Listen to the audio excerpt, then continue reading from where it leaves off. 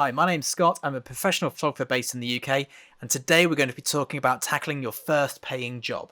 Now, chances are that you've been a hobbyist for a long time, and somebody, maybe a family member, maybe a local business, has come along and said, I want to pay you, or how much will it cost for you to do this?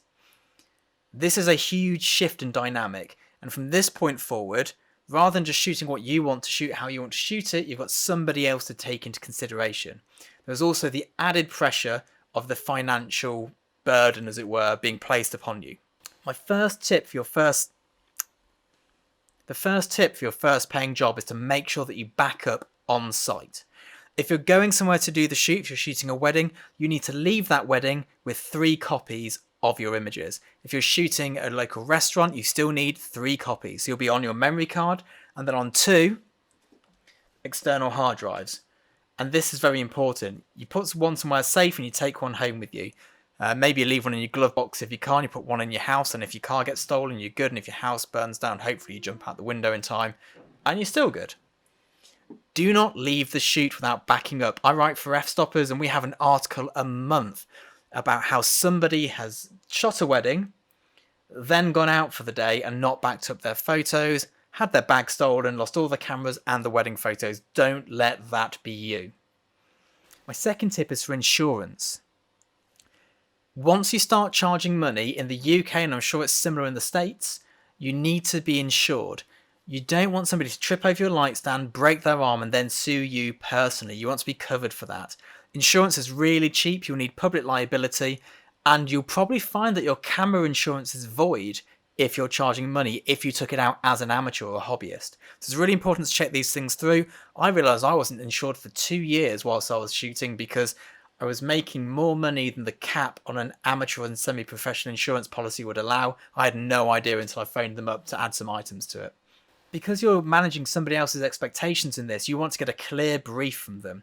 I would always ask that they send a mood board, some example shots of what they want to achieve, a list of all the shots they want taking, and how and what they want delivering. This way, once you finish the shoot, you can match up what you've done to this, which you're working off as a brief, and go, here's what you've asked for, here's what I've delivered, are you happy? What you don't want to happen is a week later when you send the edited images over to get a phone call or an email saying, yeah, it's not quite what I had in mind, I'd much rather have this. And that brings me straight through to my next idea, which is to tether your camera. Whenever I'm working with a client, if you see this orange cable down here, that is connecting this camera here to this screen here. And it means that myself and the client can see what we're doing. So if I just click on here, there's me. I know that I'm recording. I can see that I'm recording. I can see the shot I'm getting, the framing. And if I had a client here as well, I'd be able to go, is this what you're after? And they'd probably say, your hair doesn't look great today. And I'd say, well, I cycled in and I wore a helmet, so it's not bad considering. Tether your camera, use Adobe Lightroom or Capture One. I prefer Capture One. I think it does a better job. I think Adobe Lightroom is more user-friendly. If you just do a quick YouTube search, you'll find a million videos explaining how to do it. Definitely do that. Invest in a cable. Tether your work. Before you go on the shoot, develop a checklist. And this is for your equipment and possessions. It serves 2 purposes. One is that you don't leave a £50 or $50 memory card on the shoot. And the other is that when you're packing to get ready, you make sure you have all these little bits, your USB cables, your batteries, your battery chargers, that you've checked they're charged. It's like a to-do list, and I find that if I have that list, I don't worry when I go to bed, rather than waking up in the middle of the night going, did I charge my batteries? I don't remember. I seem to remember putting them on the charger block. Did I plug it in? Did I turn it on at the wall? I don't know. All of that goes away when you have a simple list that you tick. Do a checklist. And to be super safe, my next tip is to take a spare camera and a spare lens. Don't go out and buy a second camera body if you don't already have one just for your first paying shoot. Borrow one from a friend, rent one from the Flash Centre, Lens for Hire, B&H Photo. There's loads of places to rent them from.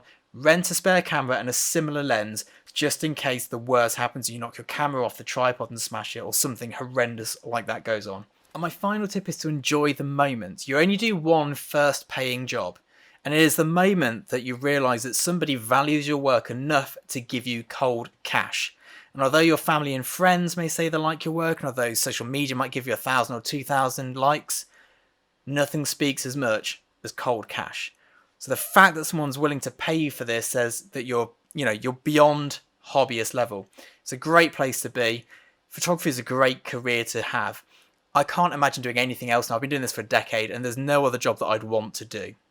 If you enjoyed this video, please do subscribe. I'm putting 2 to 3 videos out a week at the moment, looking at the business of photography, the technical skills required for photography, and also really honing in on my niche, which is food photography.